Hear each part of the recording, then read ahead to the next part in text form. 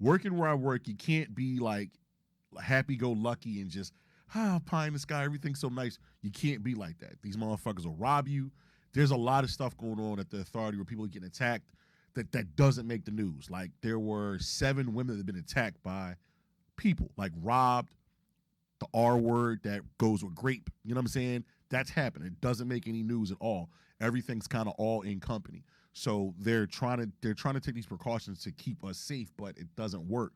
Um, Guy walks. He's like, "Hey, how trains?" And I tell him 6 7 minutes, and I walk past him. Not because I thought I was better than him, but I can't really stop and give you the time. I got to keep pushing.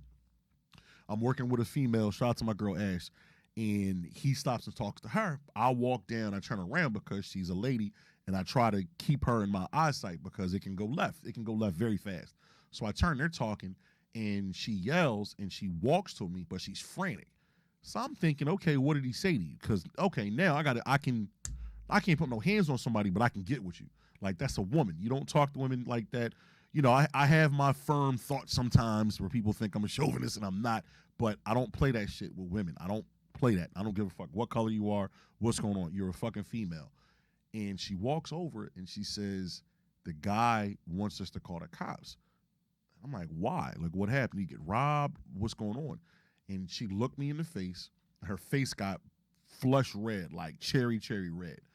And she said that he said, if you don't call the cops, I'm going to hurt somebody or I'm going to hurt myself. And with that type of verbiage, I take that shit serious. I didn't normally do that, but nowadays with mental health and clearly which what we're doing right now, I take that shit serious. So I don't rush him. I don't bombard the guy, but I'm like, yo, my man, come here real quick. And he comes over, and I normally wear sunglasses, take my sunglasses off, and I look him dead in the face. I'm like, you okay? Like, what's going on, man? Like, you asked my partner to call the police. I mean, we can do that for you, but like, what's going on? And it's not funny. He just said, yo, I got a lot of pressure and I don't know what the fuck I'm gonna do, what my next step is. And I'm like, so what you mean pressure? Like, what's going on with you? And he was like, I lost my mother and I lost my son 12 days apart. And I'm like, fuck. Like, how old are you, man? Guy's 45. He ain't that much older than me. And he looks like he's fucking 50. Because that's what dope or alcohol or whatever it is you're into, that shit'll age you. He looked old, man. And once the more he talked, he let things out. He became more and more like grounded. And he just kept saying like it's so much pressure, so much pressure. And all I know is when you're dealing with people like that, you have to get them to talk. You don't want to overtalk them. You want them to talk because that's what helps them out by getting things out and venting. So I'm just listening. I'm being just what's the word I'm looking for? A catalyst for him to get things out. And I'm like, so where you from? Now, mind you, we are in like a part of North Philly. He said he's from Downingtown. I'm like, Downingtown? I'm like, that's Route 30. Like, I know Downingtown. Like, what's up? How'd you get down here? He said, well, my son died. I just kind of lost it, and I just wanted to get high, and I wanted to get away from everything. And I said, so what got you down here? And he said, I followed a chick that I party with. He said, I went on a 2-day bender doing speed. He didn't sleep for 2 days, wound up coming down there with her. She left him. So then he said that he didn't know where he was. He was walking around. He said he tried to do some heroin. He didn't like it. He tried fentanyl.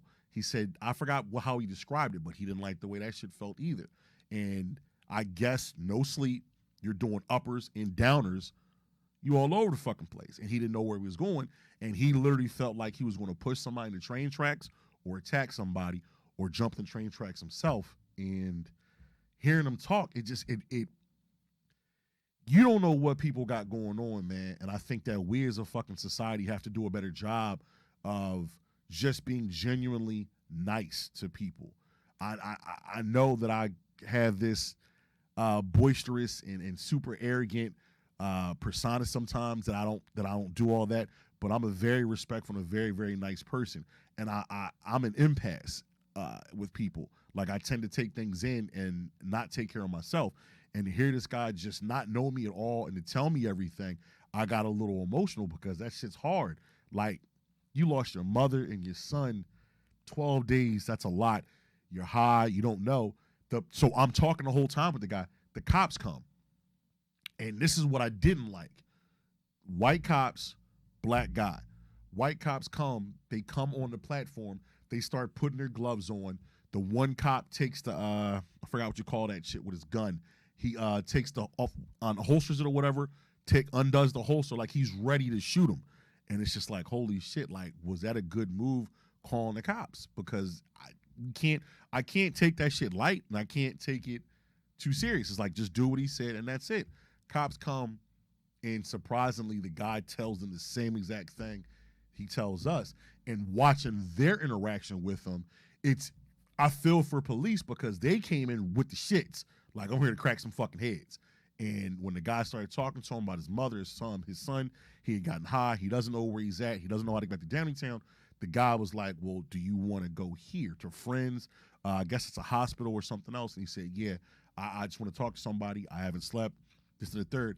And I watched the cop holster his weapon back or put it back to secure it. They talked with him more, and then they walked him off the platform.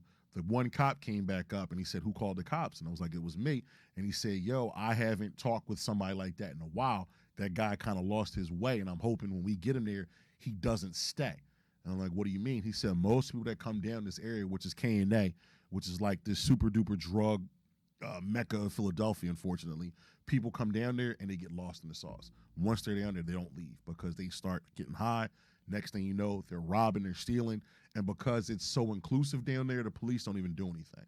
So you're breaking in cars, you're robbing people, you're doing whatever you got to do for your high, and people get sucked up in that vacuum and they just stack. And so for me, I feel like hopefully I did the right thing and Main Man got back to Downingtown, but that's just a part of like why I have this segment in the show with the mental health, because just for me, not to sound selfish, but like this job I have, it's rewarding. The pay is fucking phenomenal, but the excess of like trauma and the stuff I see and the stuff I deal with, I got to get that shit off. I can't afford to pay my fucking therapist what she want to see her 4 or 5 times a month. So I'm using this as like for me.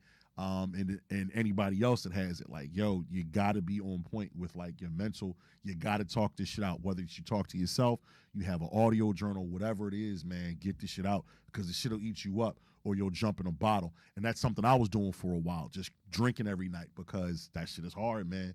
But you got to work through this shit.